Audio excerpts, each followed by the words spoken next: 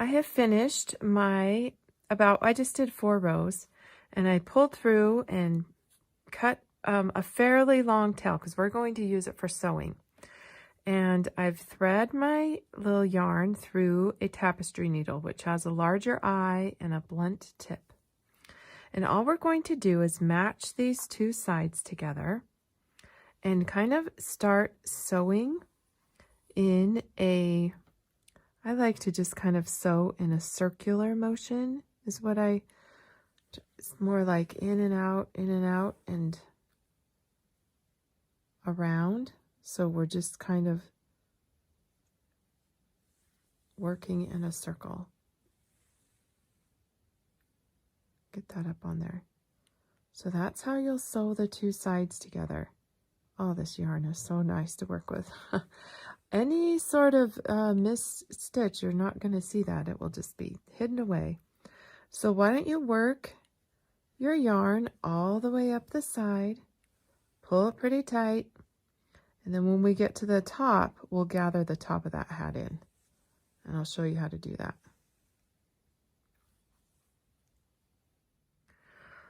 All right, I've got our 2 sides sewn together. It's basically almost invisible.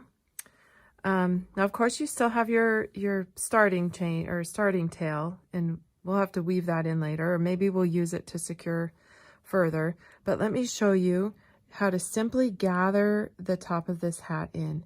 And now all you do is you work your needle in and out of the stitches and pull them